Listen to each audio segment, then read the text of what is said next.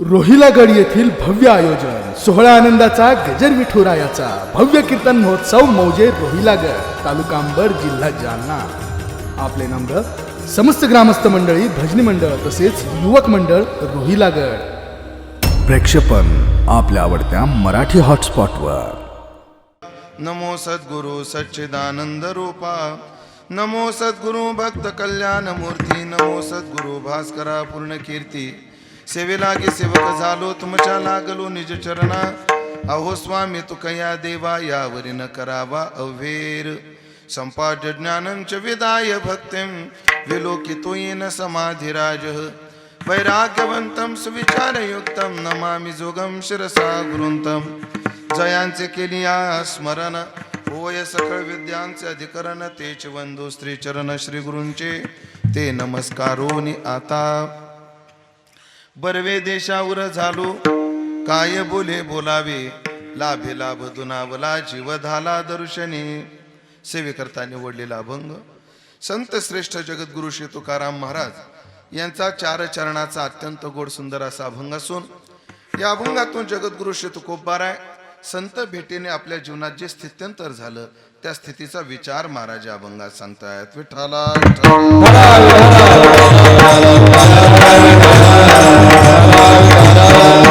उपस्थित सर्व भाविक मंडळी यांच्या भव्य उपस्थितीमध्ये सर्व वैष्णव गुणीजन महाराज मंडळी यांच्या परम सानिध्यात आपल्या या रोहिलागड गावामध्ये भगवान हनुमंतराय यांच्या मंदिराचा जो जीर्णोद्धार झाला, मंदिराची प्राणप्रतिष्ठा कलशारोहण सोहळा याचा औचित्य साधून संपन्न होत असणारा हा भक्ती उत्सव.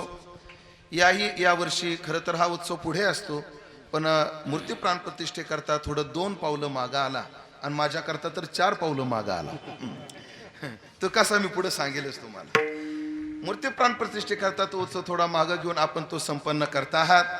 आणि या उत्सवातील ही आजची चिंतन सेवा माझ्या वाट्याला सर्व सन्माननीय ग्रामस्थ मंडळी, सप्ताह समिती यांच्या माध्यमातून तथा माझे हृदयाभिन्न परममित्र गुरुबंधू संजयजी महाराज यांच्या विशेष आग्रहातून ही सेवा माझ्या वाट्याला आलेली आहे. खरं तर आदरणीय संजय महाराजांनी जेव्हा या कार्यक्रमाचं मला या सेवेचं आमंत्रण दिलं तेव्हा ते वेळेत बसणं शक्य नव्हतं, पण आदरणीय महाराजांनी वेळेमध्ये आम्हाला बसून घेतल्यामुळे ही सेवा करण्याचा योग आलेला आहे.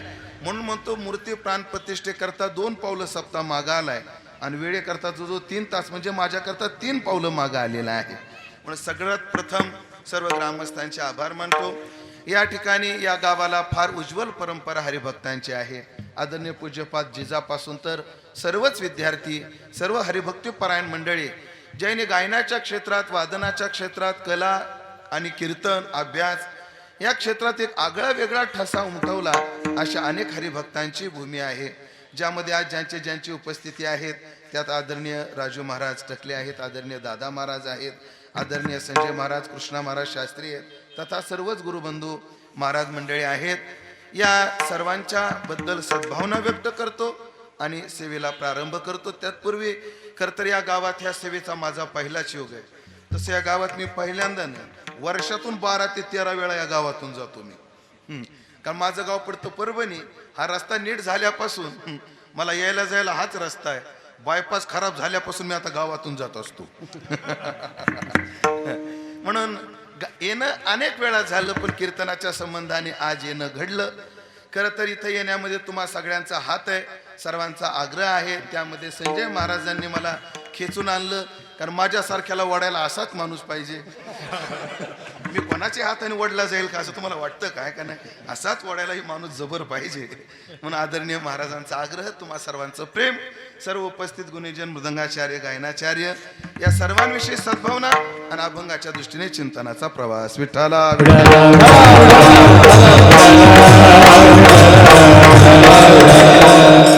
अभंग अत्यंत गोड आहे, तुकाराम महाराजांचा आहे. संत भेटीमध्ये आपल्या जीवनात जे स्थित्यंतर झालं त्या स्थितीचा विचार सांगणारा अभंग आहे. संसारात गृहस्थी माणूस असो किंवा पारमार्थिक माणूस असो, त्याचा सर्व उत्कर्ष आणि अपकर्ष हा संगतीवर अवलंबून आहे, हे सगळ्यांना माहिती आहे. मला संसारिकाचं जीवन सांगण्यापेक्षा आधी पारमार्थिकांचं सांगायचंय. पारमार्थिक साधकाचं जीवनही अपकर्षाला संगतीने जातं आणि उत्कर्षालाही संगतीने जातं.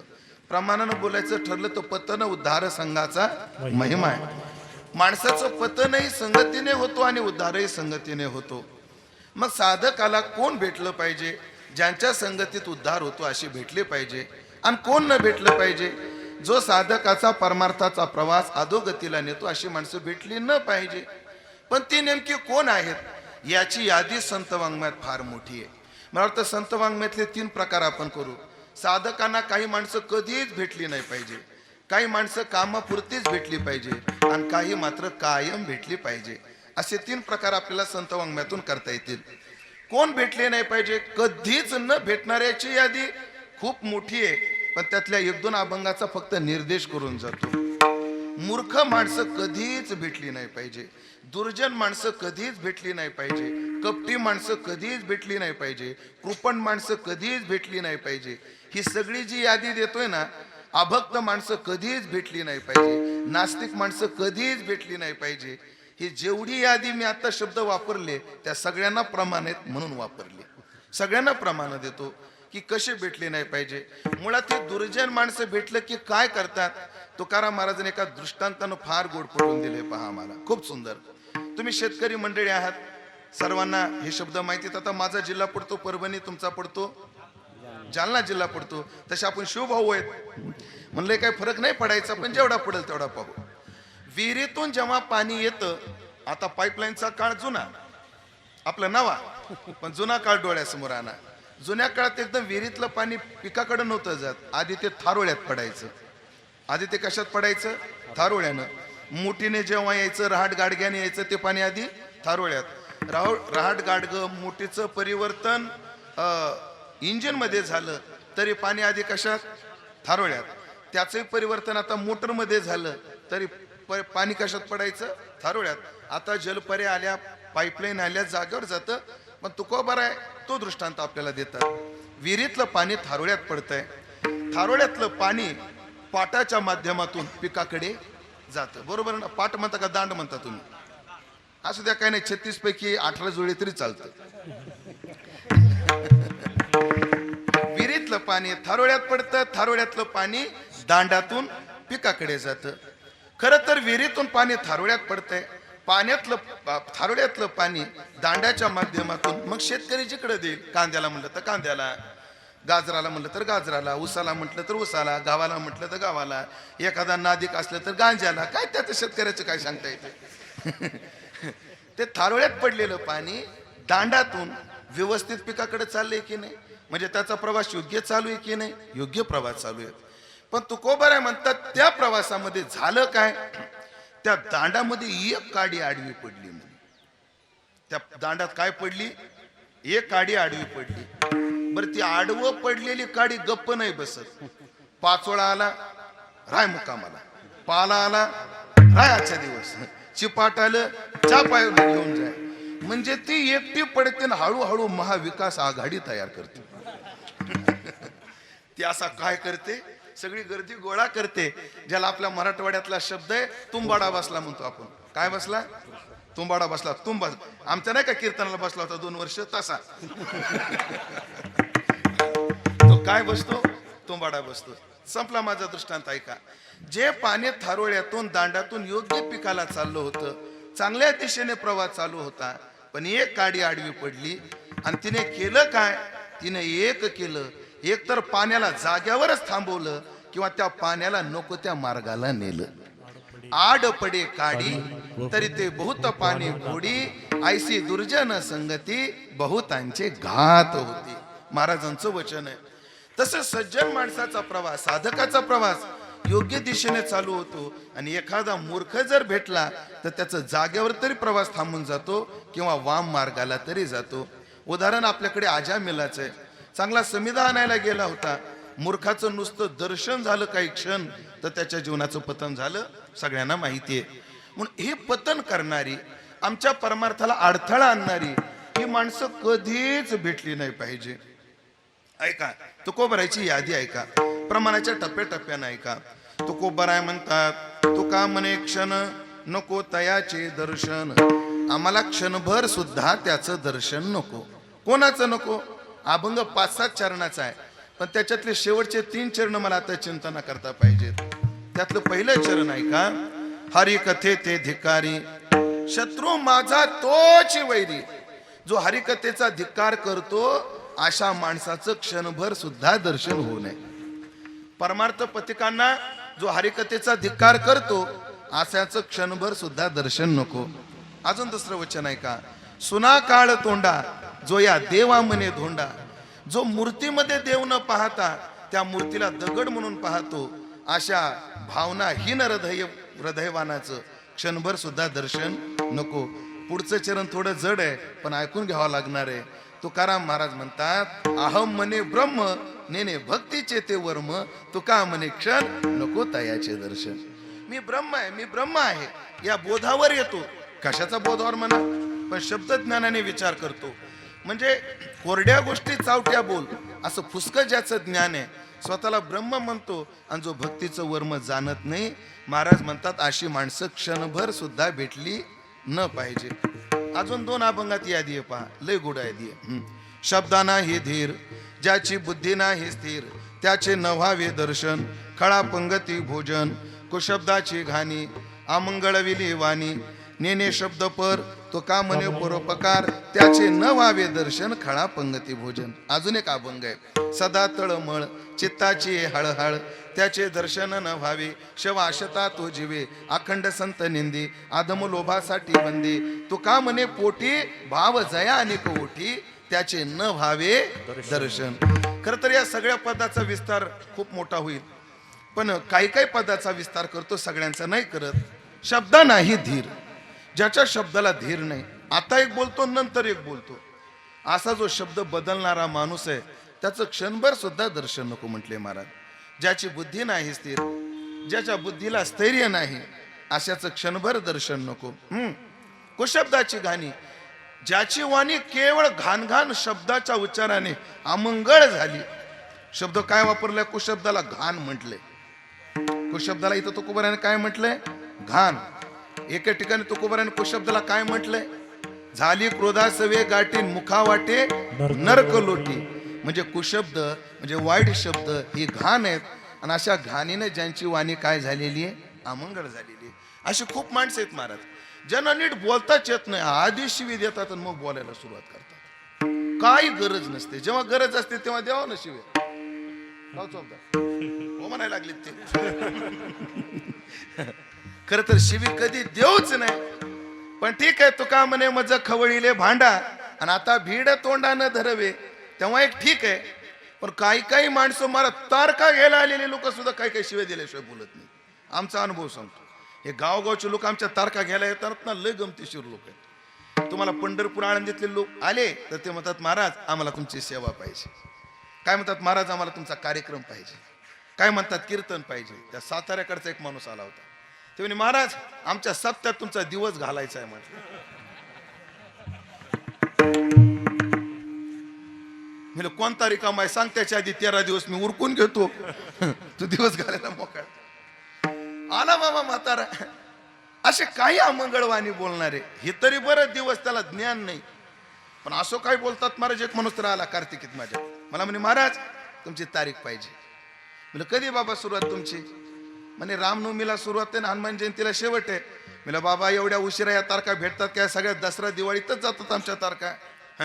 त्याच्या महाराज बसलाच नाही. आता काय करा, गेला निघून. पुढच्या वर्षी पुन्हा आला. ते आला की मला घामच फुटला. महाराज काय म्हणतो कोणा स्टॉक काय. पण दुसऱ्या वर्षी त्याला बोलायला मी चान्सच दिला नाही. त्याच्या आधी मी म्हटलो, मला बाबा तुम्हाला गेल्या वर्षी म्हटलो होतो, तुमचा रामनवमीला सुरुवात आहे, हनुमान जयंतीला शेवट आहे, तुम्ही वेळेवर आले नाही. याही वर्षी तुम्ही उशीर केला, या वर्षी तुम्हाला तारीख नाही. आता नाही, पुढच्या वर्षी लवकर या. आता गप जाव का नाही? तरी चाल. त्याच्या औंधाई बसला नाही. तिसऱ्या वर्षी म्हणलं येईल का काय कोणास ठाऊक. पण महाराज मी आधीच सावध होतो. मुद्दाम एक दिवस मी रिकामात ठेवला त्याच्यासाठी. त्याचं नाव गाव मला माहित नव्हतं म्हणून मी डायरीवरच लिहून ठेवलं. काय कमाल झाली राव. देते शाळेला म्हणायला लागली, मी असं कसं बरं तसंच लिहून ठेवलं. तिसऱ्या वर्षी आला. आल्याबरोबर मला म्हणे, महाराज तारीख. मिळाला बाबा रामनवमीला सुरुवात बरोबर, हनुमान जयंतीला शेवट बरोबर, त्रयोदशी तुम्हाला दिली. आता तर गप जाव का नाही. देख त्याच्या आईला औंदा बसला की राव काय कामाला काही गरज नसते तरी वाणीने अमंगळ बोलतात. असे जे अमंगळ वाणीने बोलतात, ज्यांनी आपली वाणी कुशब्दाच्या घाणीने घाण केली, अशा लोकांचं दर्शन होऊ नये. महाराज म्हणतात अजून वचन आहे का महाराजांचे, खूप गोड गोड वचन आहेत. महाराज म्हणतात नेने शब्द पर तुका म्हणे परोपकार. फक्त मुद्दे मुद्दे म्हणजे पूर्ण अभंग नाही सांगत. माणसाचं जीवन परोपकारी असलं पाहिजे. जीवानं कसा परोपकार करावा? पहिला उपकार आहे वस्तूचा. वस्तूचा जमत नसेल तर क्रियेचा, आणि क्रियेचाही जमत नसेल तर निदान शब्दाचा. माणसानं क्रियाच करावी परोपकाराची. आपलं सर्व शरीर परोपकाराकरता खर्च करावं. नाही जमत, नाही क्रिया करता येत, आपलं माफ करा, वस्तूचा नाही परोपकार करता येत. कल्पना करा, गरीबाला अन्न देता येत नाही, गायला चारा देता येत नाही, मग एक करावा. म्हणजे आत्ताच्या सप्ताहाच्या दृष्टीने बोलायचं, पंगत नाही ना देऊ शकत आम्ही, मग वाढायची मदत करावी. वस्तूचा परोपकार जमत नाही, कशाचा करावा? क्रियेचा. वाढायची करावी. तेही जमत नसेल तर निदान शब्दाचा तरी करावा. मी फाटावर उभा होतो आणि सहज एकाला विचारलं, का हो हा रोयला गडाला कोणता रस्ता जातो? त्या बापानं नोकर ठेवलं का इथं मला? म्हणजे परोपकाराचा शब्द सुद्धा कधी खर्च करत नाही. महाराज म्हणले अशी माणसं भेटलीच नाही पाहिजे, भेटलीच नाही पाहिजे. अजून एक, अखंड संत निंदी. संतांची निंदा करतो महाराज. हा महाराज तसा, त्यो महाराज असा, या महाराजाचं तमक, या महाराजाचं आमक. आणि महाराज लोकांची लईच मजा आहे राव, आणि 2 वर्ष बंदच पडलो होतो राव. अरे तुला करायचं काय? असं म्हणणाऱ्यांना मला एक विचारायचंय, महाराज लोकांची काय आहे? मजा आहे ना. मग तू महाराज होय, ते आम्हाला कुठं जमन, म्हणून आमची मजा आहे. म्हणूनच आमची मजा आहे. तुला जमत नाही ना महाराज व्हायला, आम्हाला जमलंय म्हणून मजा आहे. असं अशी निंदा करत राहतो. हे तर जाऊ द्या, मी खूप अलीकडचं बोललो. ज्ञानोबराची निंदा करतात महाराज केवळ जातीयतेच्या निकषावर. मला नावं नाही घ्यायचे काय काय संघटनेचे. जातीयतेच्या निकषावर ज्ञानोबराय, नाथ महाराज यांची निंदा करतात. तुकोबरासारख्या साधूला अजूनही नाव ठेवतात. अशी अमंगळ वाचन बोलणारी, संत निंदा करणारी भेटली नाही पाहिजे. तुकाराम महाराजांनी किती वचन गोड वापरले पहा. संतांची निंदा करतो आणि आधमाला वंदन करतो. अखंड संत निंदी आणि आधम लोभासाठी वंदी, लोभासाठी आधम वंदी.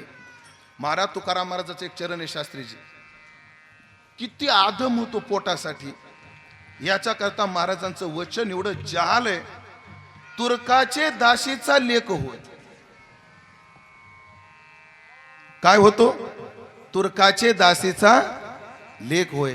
हे तुर्काच्या दासीचा लेख होय म्हणजे काय? ऐका, तुर्क शब्द ज्ञानोबराच्या वाङ्मयात नाही. तुर्क शब्द नाथाच्या वाङ्मयापासून येतो, आणि नाथाच्या वाङ्मयापासून तुकोबराच्या गाथ्यातही तुर्क शब्द आहे. तुर्क शब्दाचा अर्थ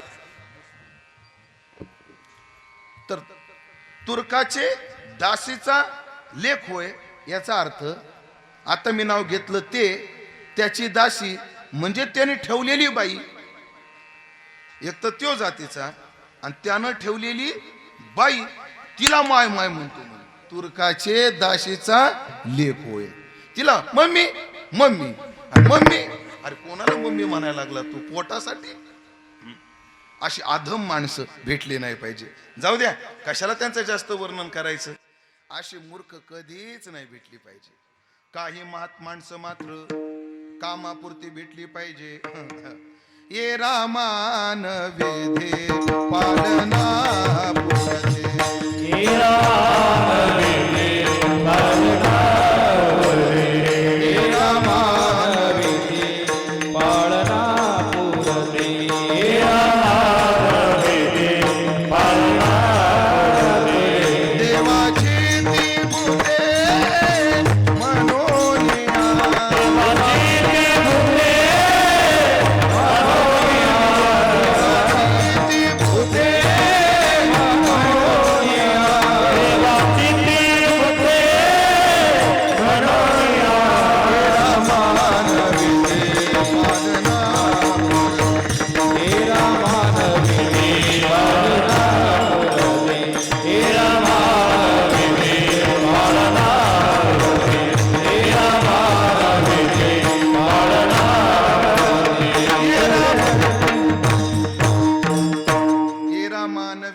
पालना पुरते येर काही माणसे संसारातली ती कामापुरती भेटली पाहिजे. तो जर परमार्थिक साधक जर गृहस्थी असेल तर त्या संबंधानं 2 चरण सांगतो. एक चिरंजीव पदातली ओवी सांगतो आणि एक तुकोबारायचं प्रमाण सांगतो. ही काही माणसं कामापुरती भेटली पाहिजे. कशी? पतनाशी नीती तिचा खोटा स्नेह प्रीती विधी पुरते कारण बहु वारावे वचन. अजून एक ओवी सांगतो चिरंजीव पदातली आणि अर्थ तुम्ही समजून घ्यायचा. स्वस्त्रिये ते ही कार्यापुरते बोलावे स्पर्शावे निरुते पण आसक्त चित्त होऊन तेथे सर्व थैव नसावे. ही संसारातली माणसं कामापुरती भेटली पाहिजे. हा माणूस का भेटला पाहिजे? काय नाही हो, आमचा व्याही लागतो म्हणून करावं लागतो राम राम. हा का भेटला पाहिजे? आमचा जावाई म्हणून कामापुरता भेटला पाहिजे. ही माणसं कामापुरतीच भेटली पाहिजे. खरंच कामापुरती भेटली पाहिजे. जास्त भेटून फायदा नाही. आणि उठवी जसा दुर्जन पतनाकडे नेतो तसे ही माणसं परमार्थापासून परावृत्त करतात. येते तुझी या भजना आड दावी ती प्रपंचाचे कोड. हे पाहुणे रावणे एवढे कठीण असतात पाटील, एवढे कठीण असतात. वैकुंठवासी जगन्नाथांना पवार म्हणायचे ते भावकीन सोयरा कशाला म्हणायचे माहितीये? भावकी कशाला म्हणा आणि सोयरे कशाला म्हणा? ते म्हणायचे भावकीन सोयऱ्याची व्याख्या करायचे ज्यांच्या वाचून जगता येत नाही आणि जे नीट जगू देत नाही.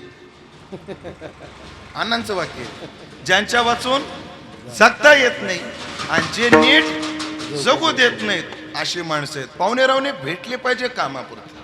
आता लोकांचं कशाला सांगू? येते तुझ्या भजना आड दावी ते प्रपंचाचे कोड.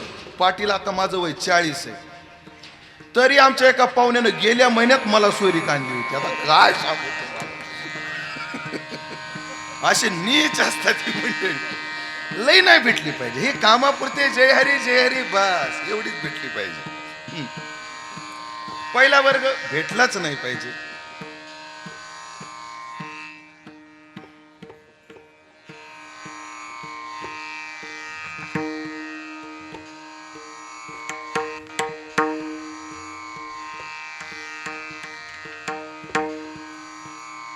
गटात लावली ती.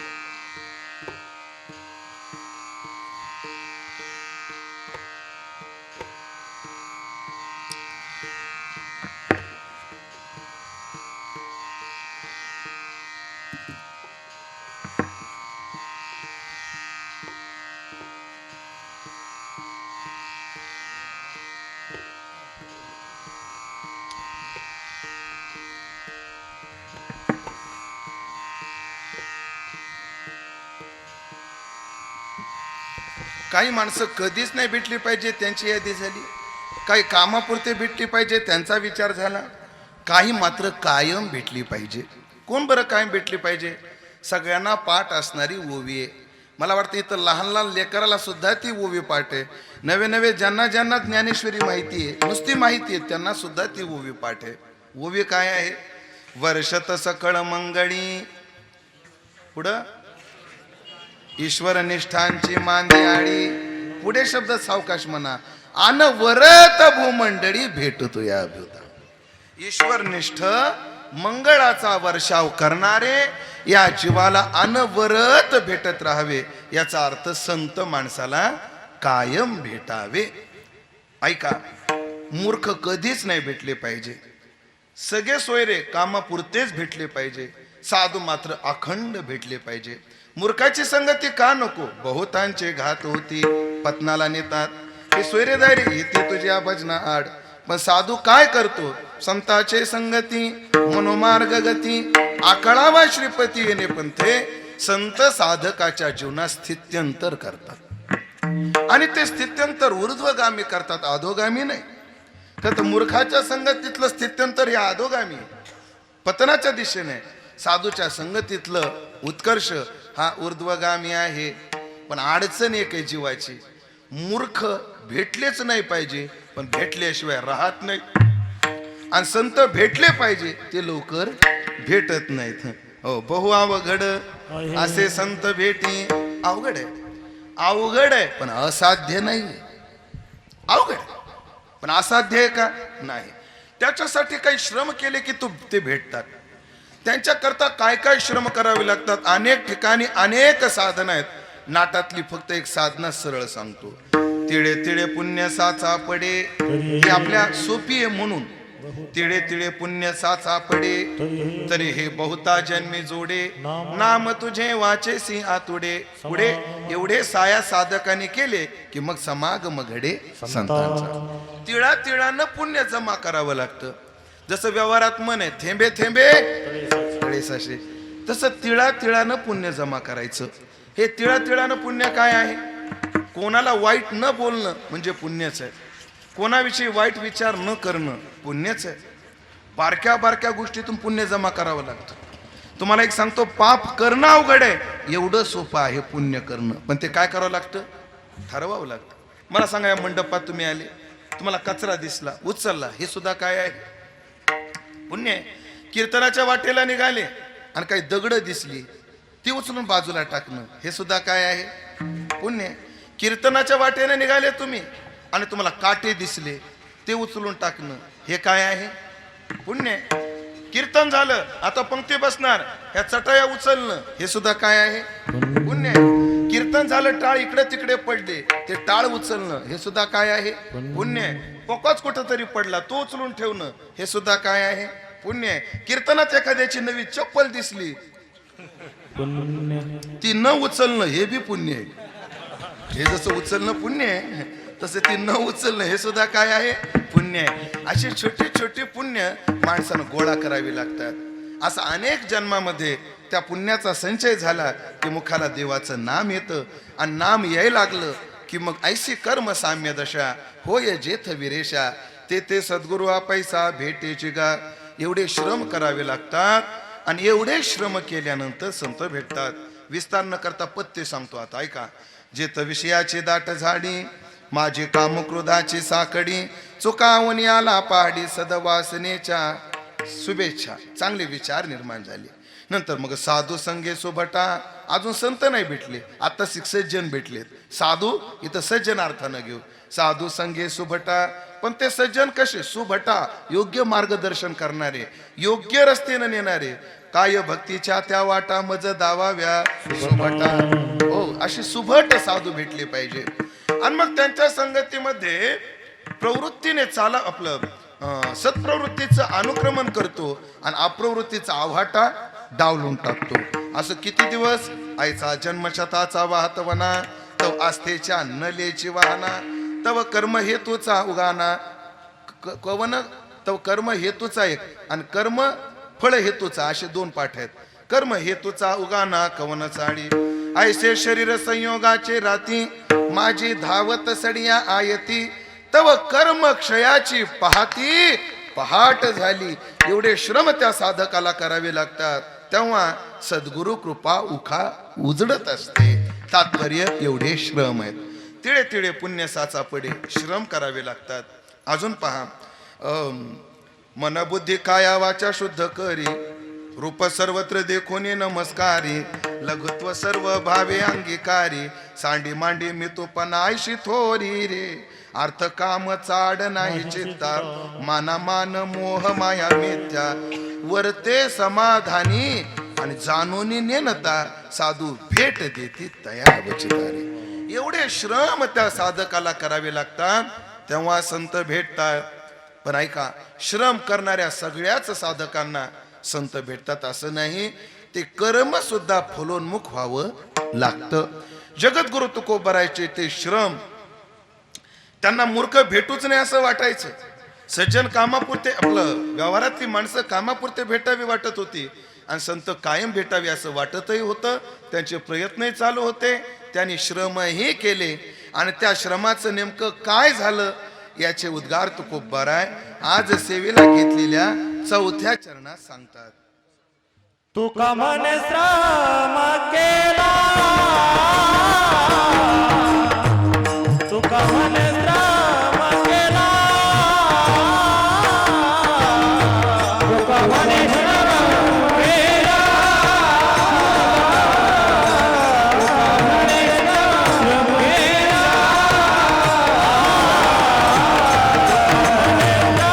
श्रम केला,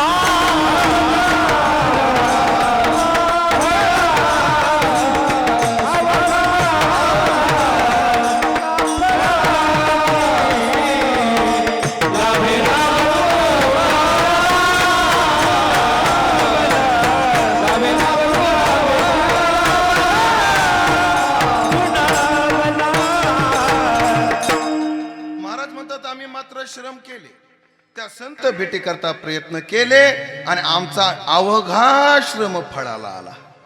आमच्या श्रमाला, अवघ्या श्रमाला फळ आलं. संसारात श्रम नाहीत का? तिथेही श्रम आहे, पण ऐका, संसाराच्या श्रमाला फळ नाही. त्याच्याकरता एक शब्द सांगतो तुम्हाला. संसाराच्या श्रमाला फळ आहे, पण त्या फळाचं नाव आहे पश्चाताप. आणि परमार्थामध्ये श्रम आहे, त्या श्रमाला फळ आहे, त्याचं नाव आहे प्रसाद. संसाराच्या श्रमाचं फळ आहे पश्चाताप आणि परमार्थातल्या श्रमाचं फळ आहे प्रसाद.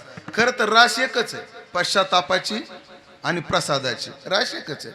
पण जसं तुकोबारा म्हणतात, मद्य आणि मधु एक राशी नावी. मद्याची आणि मधूची राश एक आहे, पण अंतर लई आहे.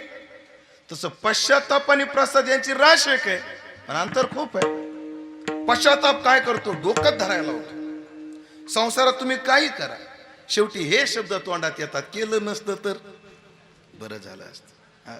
पोरांना लहानाचं मोठं करा आणि त्यांनी लाथा मारा, तोंडातून सहज शब्द निघतो, जन्माला घातले नसते तर बरं. आता देवाच्या दारात आहेत, हनुमंतराच्या दारात, खोटं बोलायचं नाही. ज्यांचं ज्यांचं लग्न झाले त्यांनी खरं बोलायचं, खोटं बोलायचं नाही. अय लग्न झालेले तर बरेच जण आहेत. झाले का? नाही. किती दिवस झाले होऊन लग्न झाले? अयो सगळे झाले हो. जबाबदार तुमचं कसं हो?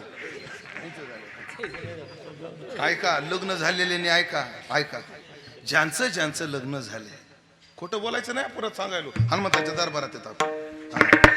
खरं सांग, आठवड्यातून एकदा तरी असं वाटतंय का नाही? कसं लग्न केलं नसतं तर? बघा बघा किती मोठ्या महाराज, काय काय भाग्यवान असेल त्यांना रोज वाटत. संसाराच्या श्रमाला फळे पश्चाताप. हे फिरून ज्योतिष सांगणारे पोट भरतात ना, ते एवढ्याच गोष्टीवर. त्या कोण्या बाईला भेटतात, बाई तू सगळ्या करता मरमर करते, पण तुझ्यासाठी कोणीच नाही. खरे का खोटे? काढा 5-5 रुपये मग. अरे भाऊ किती मरमर करतो रे, पण तुझ्या कष्टाची कदर आहे का घरात कोणाला? खरे का खोटे? तुम्ही 10,000 रुपये काढा. इथं पश्चातापच फळ आहे संसाराच्या श्रमाला. संसारातलं आता काय कीर्तन काय सांगतात, तिथं काहीच उपयोगाला येत नाही, पण इथं काहीच वाया जात नाही. एक अभंग लय गोड आहे तुकाराम महाराजांचा. तुकाराम महाराज म्हणतात, नवजे वाया काही हरिकथेशी जाता, देवळाशी जाता वाया नवजे. सगळा अभंग नाही सांगत, डायरेक्ट शेवट. तो का म्हणे, भाव असता नसता सायास करीता वाया नवजे. या परमार्थातले कोणतेच सायास वायाला जात नाही. पहिलं उदाहरण, नवजे वाया काही हरिद कथेशी जात. नका सूर देऊ नका. हरिकथेशी जाता वाया नवजे, भाव आसो अथवा नसो. याला राजेश्वरानंदजीने कथाली गोड सांगितली. कथेत भाव असो अथवा नसो, पण कथेला गेलेलं वाया जात नाही.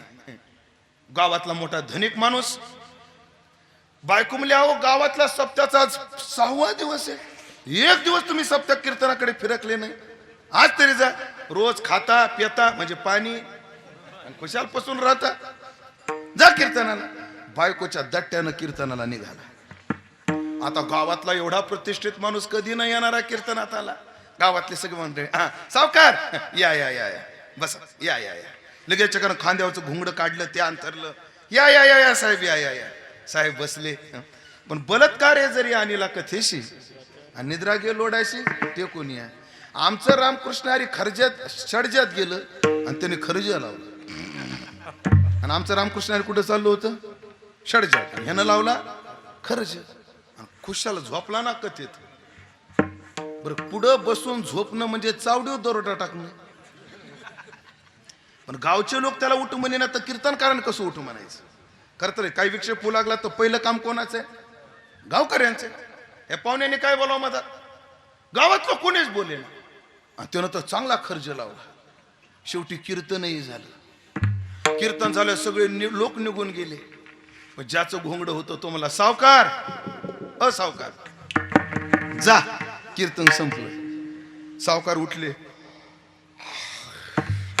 झालं कीर्तन. कीर्तन एक नंबर. वाळक्या पिक्या देत काय म्हटलं कीर्तन एक नंबर. घरी गेला, बायको मुली गेले होते कीर्तनाला, म्हणे हो. काय ऐकलं कीर्तनात, काय ठेवलं ध्यानात? त्याने बाकी तर काही ध्यानात राहिलं नाही, पण 3 शब्द पक्के ध्यानात राहिले म्हणला माझे. म्हणजे कोणते? या, बसा, जा. ह्याच्या बाटी व्यतिरिक्त आपल्या काही ध्यानात नाही. ध्यानात का नाही? झोपला होता आणि ध्यानात कसा राहील? या, बसा, जा. बायको मोठी सात्विक होती, कारण तिचं माहेर रोहिलागड होतं. सात्विक पुरीत रोहिलागडच्या.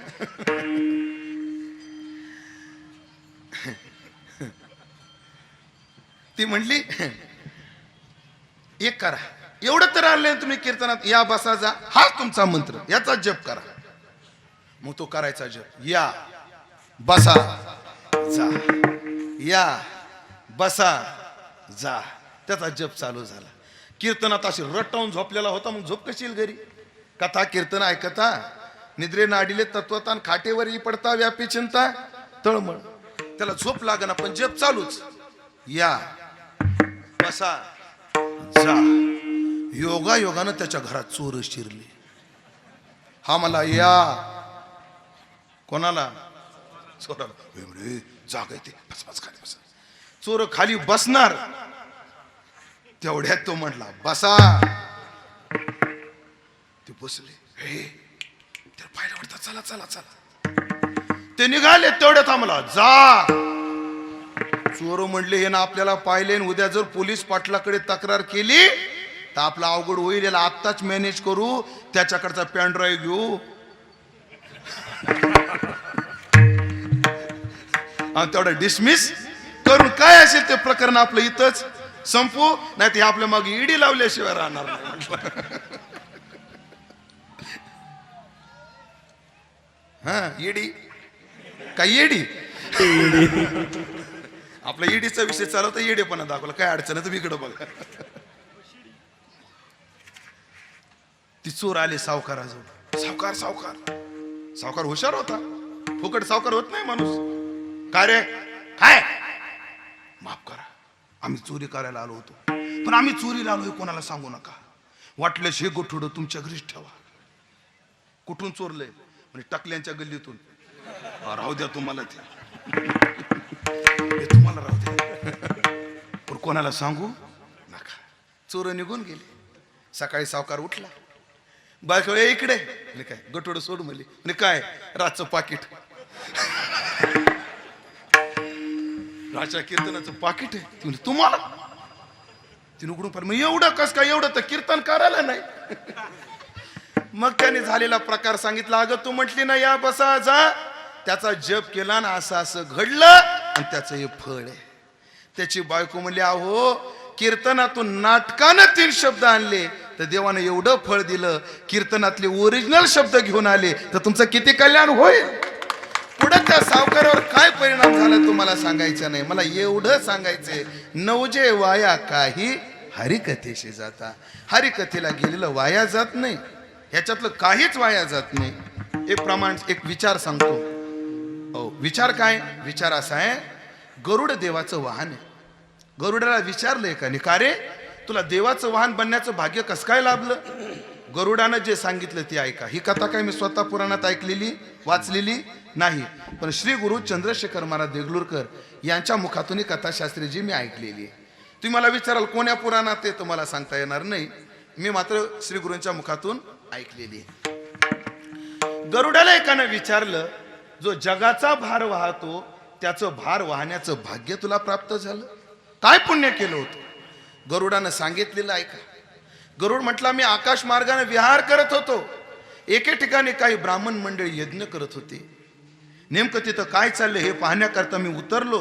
सगळं न्याहाळून पाहिलं आणि पाहिल्यानंतर मी उड्डाण घेतला आणि माझे पंख फडफडले आणि माझ्या फडफडलेल्या पंखाने त्या यज्ञ मंडपात जो कचरा झाला होता तो त्या हवेनं झाडला गेला. ते पुण्य माझ्या पदरी पडलं, त्यामुळे देवाचं वाहन झालं. नवजे वाया काही, इथंच काहीच वाया जात नाही. महाराज म्हणले आम्ही श्रम केले पण वाया जात नाही. ज्ञानोबराने अर्जुनाने प्रश्न विचारलाय देवाला. देवा त्यांना योग साधना करता करता जर त्याला आत्मसिद्धी प्राप्त नाही झाली तो याच जन्मात मेला तर?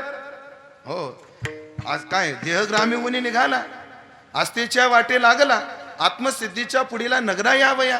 तो आत्मसिद्धी न भेटेची आणि मागुते न येववेची, आस्था गेला माझारीची आयुष्य भानू. त्याचं काय होतं? देव म्हणले वाया नाही जात. शुचिनाम श्रीमताम गेहे योग भ्रष्टो जायते. तो शुचिनाम श्रीमताम गेहामध्ये शुची आणि श्रीमंत घरात तो जन्माला येतो. इथंच काहीच वाया जात नाही. महाराज म्हणले आम्ही श्रम केला, अवगा आला फळाशी. आमच्या श्रमाला फळ आलं. महाराज तुमच्या श्रमाला फळ तरी काय आलं? तुकाराम महाराजाच्या श्रमाला जे फळ आलं ते अभंगाचं 3रं चरण आहे. भाग्य झाले संत भेटी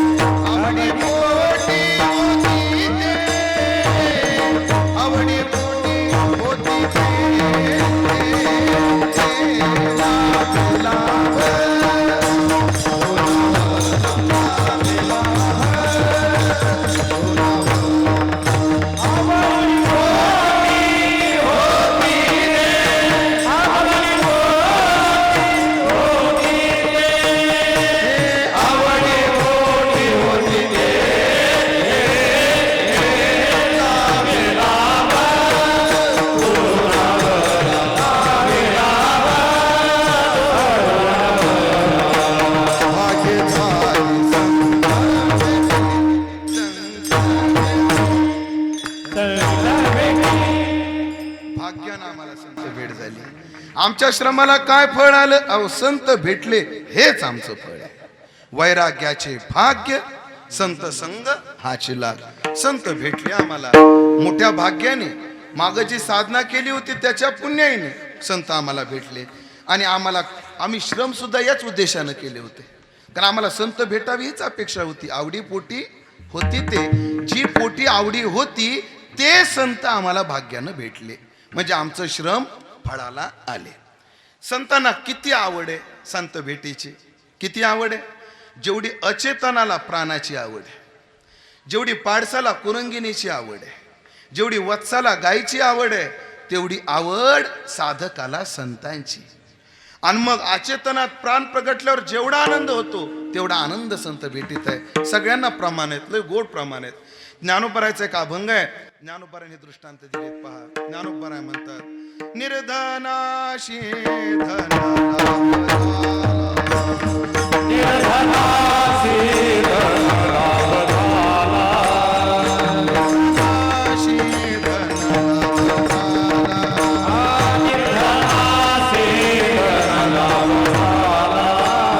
जैसा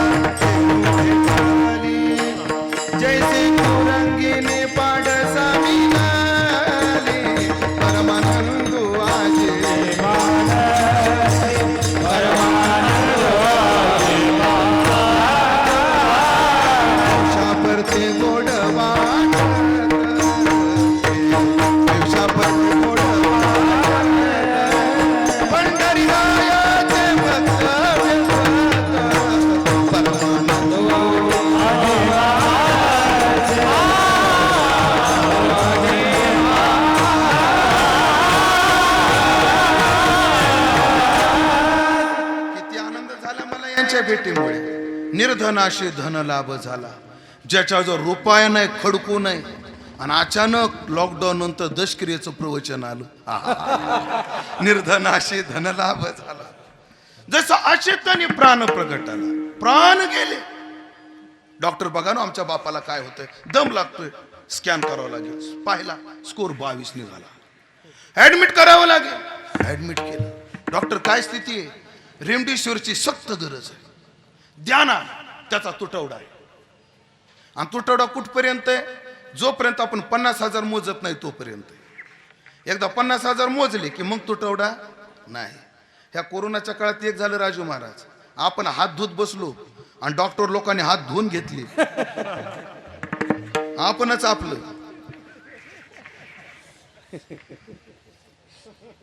हे आपलं चालू होतं आणि त्यांनी हात धुवून घेतले. रेमडेसिवीर तुटवडा. 50,000 दिले की उपलब्धी. दिले रेमडेसिवीर किती? 5. पण मी वाचून आलो बरं. मला बी 5 दिले रेमडेसिवीर. हो 5.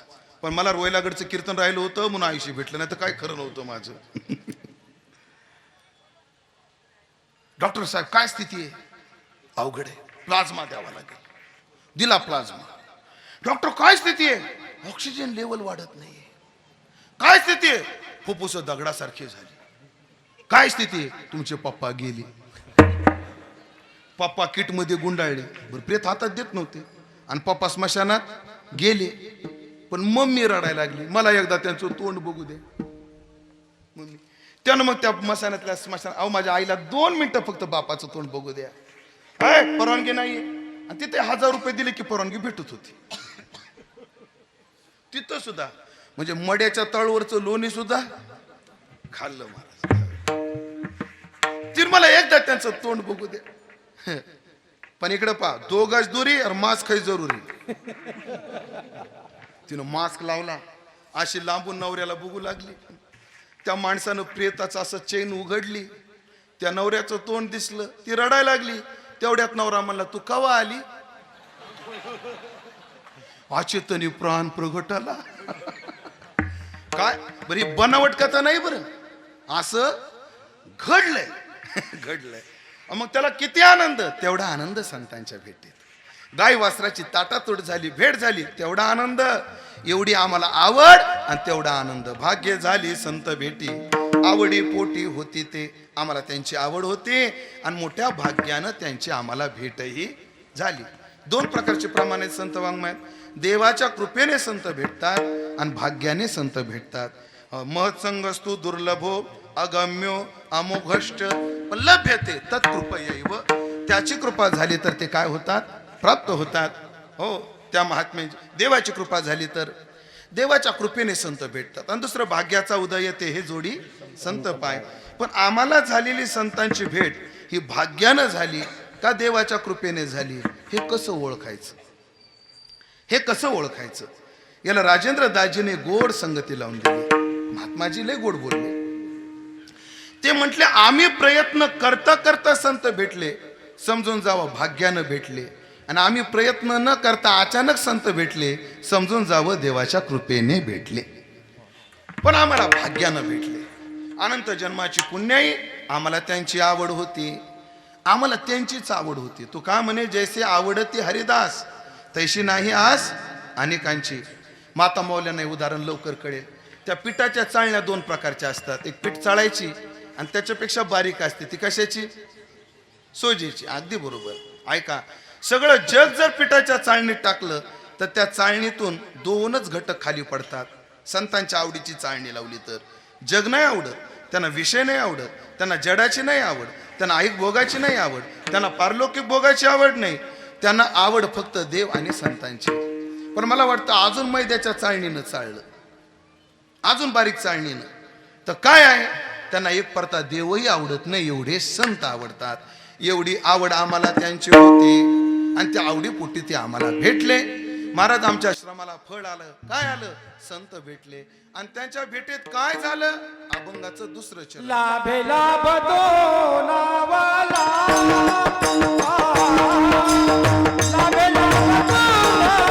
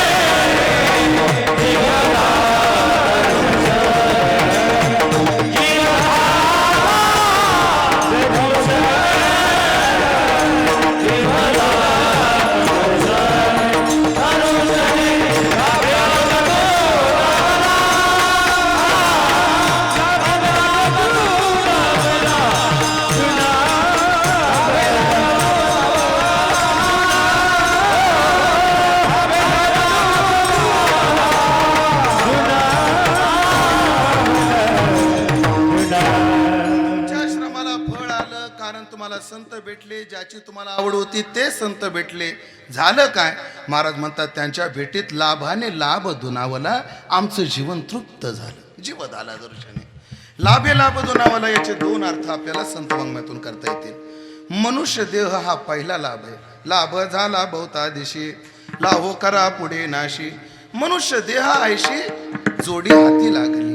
मनुष्य देह हाच लाभ आहे आणि या देहाला संत नावाचा लाभ झाला. लाभाने लाभ दुनावला, या लाभानं तो लाभ मिळाला. किंवा मला ह्या अर्थापेक्षा एक अजून एक अर्थ करा वाटतो.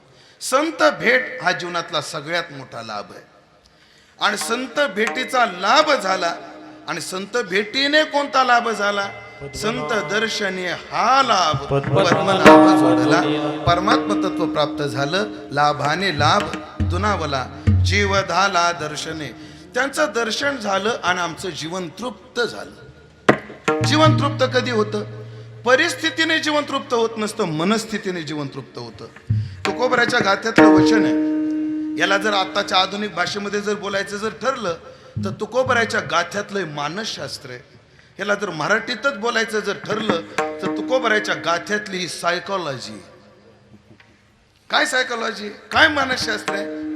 मनाच्या तळमळे चंदनेही अंग पोळे आणि चित्त समाधान तरी विष वाटे सोने. माणसाचं मन समाधानी असलं तर विष सुद्धा सोनं वाटतं आणि मनामध्ये जर तळमळ असली तर चंदनानं सुद्धा अंग पोळतं. मग सगळ्यात आधी काय तृप्त झालं पाहिजे? मन तृप्त झालं पाहिजे. इंद्रियापेक्षा मनाची तृप्ती फार मोठी आहे. आणि आमच्या जीवनात काय झालं? ह्या सगळ्या इंद्रियाची तृप्ती नाही, संतांच्या भेटीत मन तृप्त झालं. तो का म्हणे मना झाले समाधान देखिल्या चरण वैष्णवांचे. आणि मग सगळ्यांना पळवणारं मनष्ठानी इंद्रियानी प्रकृतीम स्थानी कर्षती. कधी हे मन डोळ्याच्या माध्यमातून रूपाच्या डोंगरात, कानाच्या माध्यमातून शब्दाच्या दरीत हिंडत होतं. ते मन एकदा तृप्त झालं मग आता नाही धावा घेतं मन इंद्रियाचे समाधान. हे कधी झालं? संत भेटीत झालं. आमचं जीवन तृप्त झालं. संतांच्या भेटीत जीव तृप्त होतो. मला 2 प्रमाणाची थोडी मीमांसा करायची आहे आणि आता 8 तास घ्यायचे. ऐका, प्रमाण दोन्हीकडे. प्रमाण कसं आहे? तो का म्हणे आम्ही जे जे इच्छा करू ते ते कल्पतरू पुरवशी. हो, तो का म्हणे इच्छा पुरे ऐशी धुरे विठ्ठले. साधकाच्या मनातल्या सगळ्या इच्छा देवही पूर्ण करतो. आता दुसरं प्रमाण आहे का? एका जनार्दनी संत पूर्ण करीती मनोरथ. देव सुद्धा इच्छा पूर्ण करतो आणि संत सुद्धा इच्छा पूर्ण करतात. पण दोघांमध्ये फरक जमीन आसमानाचा आहे. जमीन आसमानाचा काय फरक आहे? त्याच्याकरता अधिक उदाहरण सांगतो तुम्हाला. एक बाई अशी बसली होती आणि नवऱ्याने राऊंड ऑफ आणलं होतं. राऊंड ऑफ कळतं तुम्हाला? ते नाही का 4-2 थेंब टाकून पेतात सकाळी. माहिती तुम्हाला. नवऱ्यानं काय आणलं होतं? राऊंड ऑफची बाटली आणली होती. पण त्याच्यावर फुलं फळं असे चित्र होते. पोराला वाटलं फ्रुटी आहे. ते मला मम्मी ते मला पाहिजे, मम्मी ते मला पाहिजे. तुला पाहिजे बाळा? थांब देते. मग तिने उघडलं, झाकणभर ओतलं आणि लेकराला दिलं. लेकरू पेलं. आता मेलं हे तुम्हाला सांगावं लागेल का? पोरग मेलं. नवरा बाहेरून आला. का ग हे मेलं कस काय? म्हणे काय नाही, हे पेलं नाही मेलं. मग ते कस काय पेलं? म्हणे मी दिलं. तू का दिलं? मागितलं म्हणून दिलं. शहाणी लेकरू काही मागेल पण तुला अक्कल पाहिजे ना. देव अशी माय,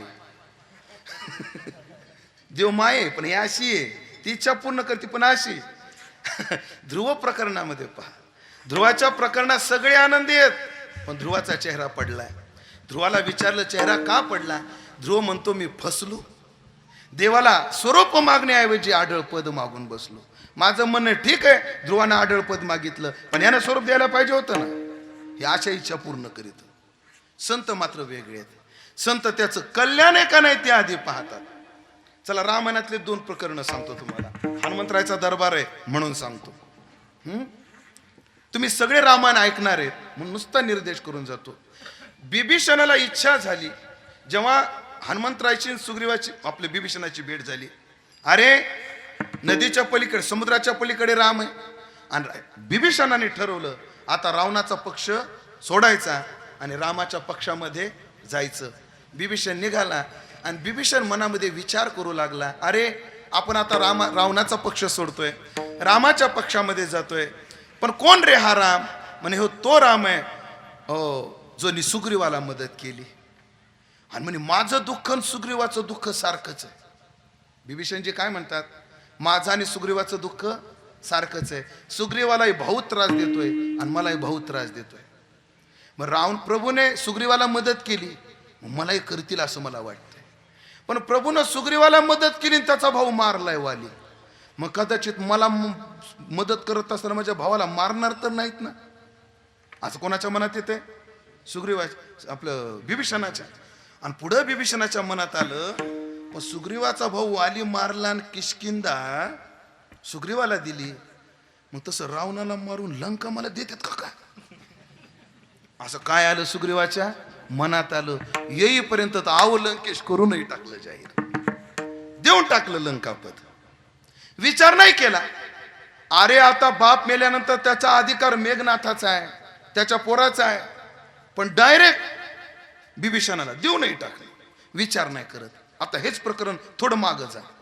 अहिरावणाने आणि महिरावणाने जेव्हा राम लक्ष्मण चोरून नेले आणि ते मरत नव्हते, तेव्हा त्या अहिरावण महिरावणाची बायको होती चंद्रसेना, सगळ्यांना माहिती. प्रभून त्यांच्या घरात जाऊन तीच फोडली. तिला म्हटलं काय चाललंय वहिनी? रामप्रभू कोणाला म्हणतात? त्या चंद्रसेनेला. काय नाही बरं आहे. नाही भाऊ कुठे गेले? गेलेत म्हणे युद्धाला. पण काय शूर आहे तो तुमचे भाऊ? म्हणजे काय मरतच नाहीत? म्हणजे कसे मरते? त्यांना वरदान आहे नाही. म्हणजे काय तू हनुमान आहेस का? हो, मी सांगन तुला वरदान, पण मला एक अपेक्षा आहे. तो राम एकदा माझ्या शेजेला आला पाहिजे, राम माझ्या घरी एकदा आला पाहिजे. ही ती कोणाची? चंद्रसेनेची अपेक्षा आहे. तिला कोण पाहिजे? राम पाहिजे. अपेक्षा चांगली आहे, पण शास्त्राला धरून आहे का ती? किती केला तर राम तिला काय आहे? परपुरुष आहे. हनुमंतराय म्हणले हो ठीक आहे करू. आणि मग मी सगळं प्रकरण सांगायला आता मला वेळ नाही. मग त्यांनी भुंगे अमृत आणतात ते सांगितलं. हनुमंतानं भुंगे मारले, पण जाता जाता पोटकलम ठेवून दिलं ते तरी बरं. त्या चंद्रसेनेला सांगितलं, चंद्रसेने रामप्रभू येतील बरं, पण काय अपशकून नाही झाला पाहिजे. त्या भुंग्यातला एक भुंगा वाचवला, त्याला पलंग पोट कोरायला लावला. रामप्रभू गेले, पलंग मोडला, अपशकून झाला, प्रभू निघून आले. ही कथाभाग सगळ्यांना माहिती आहे. चंद्रसेनेला परपुरुषाच्या सुखाची अपेक्षा आहे. इकडं तर बिभीषणाची देवानं पूर्ण केली, तशी हनुमंताने पूर्ण केली. कशी केली?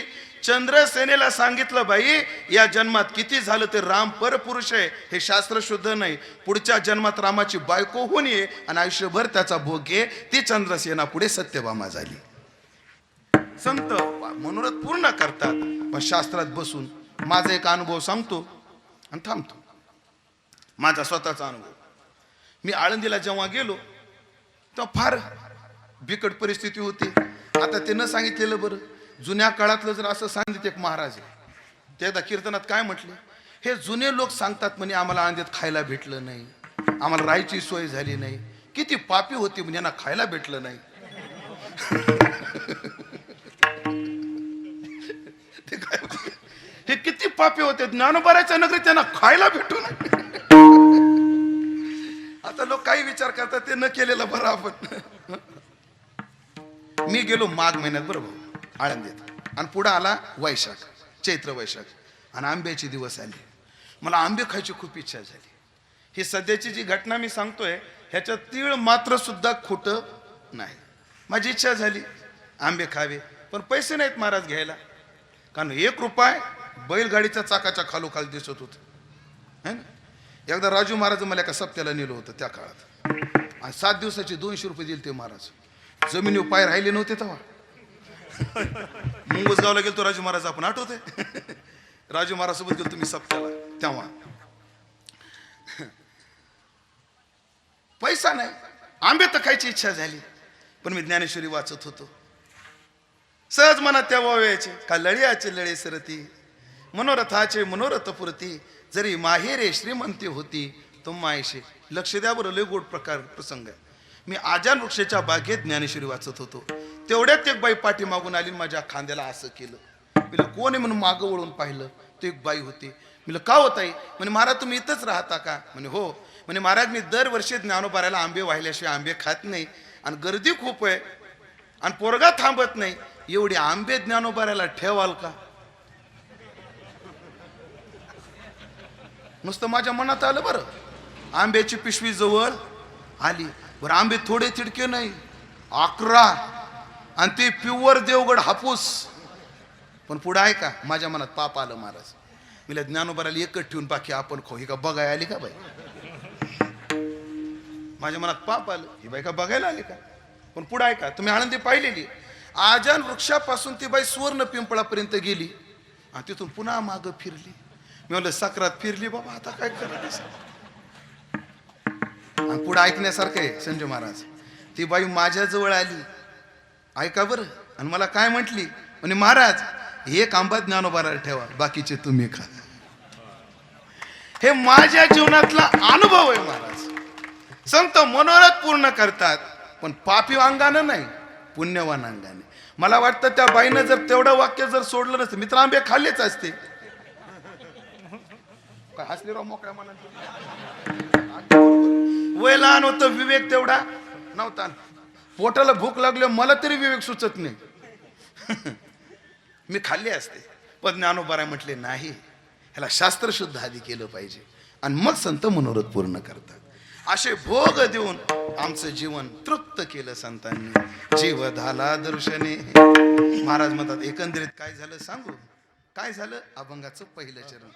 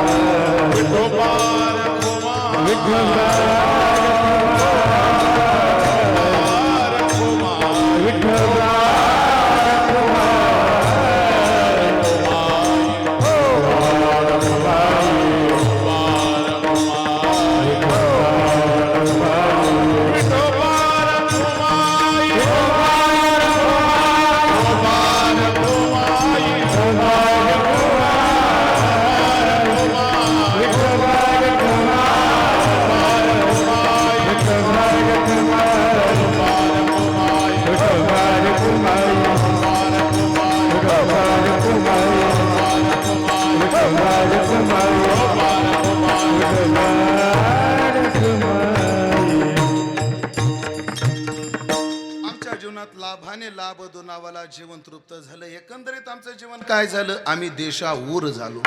आम्ही पहिला देश सोडून, पहिली स्थिती सोडून आता दुसऱ्या स्थितीत गेलो. पहिले आम्ही कोण्या देशात होतो ना, आता आम्ही कोण्या देशात गेलो? देशावर झालो ना. आम्ही देश बदलला, त्यांच्या कृपेने आमच्या स्थित्यंतर झालं. देशोधडीला लागलो म्हणतो ना आपण. हे गाव सोडलं आणि दुसऱ्या गावाला गेलो. तसा देशावर झालो म्हणजे हे गाव सोडलं आणि त्या गावाला गेलो. आतापर्यंत आम्ही कोण्या गावात होतो? देहपुरी. मनोराजा एक देहपुरी. आम्ही देहपुरीत राहत होतो. संतांची कृपा झाली, ब्रह्मपुरी वास करणे अखंड. आता आम्ही ब्रह्मपुरीत गेलो. आतापर्यंत आमचं घर कसं होतं, आता आमचं घर कसं आहे? एरवी आमचं घर आतापर्यंत जनात होतं, त्यांच्या कृपेने आमचं घर निरंजनात झालं. हो, आमचं घर आकारानं होतं, म्हणून आकारानं असल्यामुळे नाशवान होतं. आता आम्ही निराकार घरामध्ये राहायला गेलो. हो, निरंजनी आम्ही बांधलेले घर निराकार. आमच्या घरात आम्हाला निरंतर राहता येत नव्हतं. आता आम्ही निरंतर त्या वास्तव्याला गेलो. एकंदरीत जीवदशा संपली आणि आम्ही शिवदशेमध्ये गेलो. एवढं या संतांच्या भेटीमध्ये झालं. म्हणजे महाराज ती अवस्था प्राप्त झाली तुम्हाला. मग त्याच्याबद्दल बोला ना थोडंसं. काय बोलावे. आता ती अवस्था काय बोलावे. ज्ञानोबाराने दृष्टांत लय गोड दिला. ज्ञानोबारा म्हणतात अमृतानुभवात दृष्टांत आहे. ज्ञानोबारा म्हणतात ती अवस्थाच अशी आहे, ते बोलत नाही आणि बोलू देत नाही. कशाप्रमाणे? ज्ञानोबारा म्हणजे एका धनाढ्य माणसाच्या घरामध्ये चोर शिरला. कोणाच्या घरात? धनाढ्य श्रीमंताच्या घरात, पैशावाल्याच्याच घरात चोर शिरतो. माझ्यासारख्याच्या घरात शिरून काय मिळणार आहे त्याला? मार खावा लागेल त्याला. अगदी बरोबर. धनाढ्य माणसाच्या घरात कोण शिरला? चोर शिरला. शिरल्याबरोबर त्या धनाढ्य माणसाला जाग आली. मालकाला काय आली? जाग आली. पण चोरानं चाकू लावला त्याच्या गळ्याला. कोणाच्या? त्या धनाढ्य माणसाच्या. मग तो चोर काय करतो? स्वतः बोलत नाही. तो म्हणतो का मी आलो रे. तो बोलत नाही, पुढच्याला बोलूही देत नाही. तशी ती अवस्था आहे. साधक त्या अवस्थेवर गेल्यावर ती अवस्था बोलत नाही आणि त्या अवस्थेबद्दल बोलता येत नाही. मग काय बोलावे? बोलण्याकरता शब्द लागतात आणि शब्दाचा तिथे प्रवेश नाही. बाप उपयोगी वस्तू शब्दू, जो स्मरणदाने प्रसिद्धू. अमृताचा विशदू आरसा नोहे. अरे अमृताला विशद करणारा आरसा नाही का? 10 ओव्या शब्दखंडन प्रकरणात पहा. एवढी गोड कौतुक त्या शब्दाचं केलं. पण ज्ञानोबराय म्हणतात बाप उपयोगी वस्तू शब्दू स्मरणदाने प्रसिद्धू, पण तयाही प्रवेशू नाही येत. पण त्यालाही तिथे प्रवेश नाही. जिथं बोलायचं असेल तर शब्द लागतात आणि त्या शब्दाला जर तिथं प्रवेशच नसेल तर काय बोलावे. आता काय बोलावं त्याच्याविषयी नाही बोलता येत. अजून 2 ठिकाणच्या ओव्या सांगतो आणि सेवा संपवतो. 8 तास संपले, आपले एकच अंग राहिले आता. एक ज्ञानेश्वरीतली ओवी सांगतो आधी, सगळ्याला पाठ असणारी, आणि एक अमृतानुभवातली सांगून समारोप करू. हा दिठीवा जयावरी झळके, की तो पद्मकर माथा पारुखे, तो जीवची परी तुके महेशेसी, एवढे जी महिमेचे करणे, ते वाचा बळे वानू मी कवने, काय बोलावे. ज्ञानोबराय म्हणतात शेवट आता, किंबहुना निवृत्ती ठेविलो असो जिये स्थिती, ते केवी देव हाती वाचेची, काय बोलावे. अरे बाप, नाम रूप संबंध जाती क्रिया भेद, ह्या 6 गोष्टीचा आधार देऊन शब्दाला बोलता येतं. पण हा प्रवाद वस्तूला आहे, आपलं पदार्थाला आहे, वस्तूला नसल्यामुळे काय बोलावे. आता त्याच्याबद्दल बोलता येत नाही. मला त्याच्याबद्दल बोलत असताना ठाव न पवता जयासा, मनेसी मुरडली चारी वाचा, येतो वाचो निवर्तनते, अप्राप्य मनसा सह, असं ते तत्व आहे. काय बोलावे. इकडं पहा, ऐका. वेद बोलो गेला, पुढे मौनावला. वेदाला बोलता नाही आलं. पुराण बोलायला गेले पण त्यांना जमलं नाही. शेषानं दम मारला पण शेषाला जमलं नाही. म्हणजे वेदाला जमलं नाही, ते गप्प बसले. पुराणाला बोलता आलं नाही, ते गप्प बसले. जे शेषाला बोलता आलं नाही तो गप्प बसला. मग ते उमेशाला जमल का? मग त्यानं आता गप्पच बसलं पाहिजे. ज्ञानेश्वर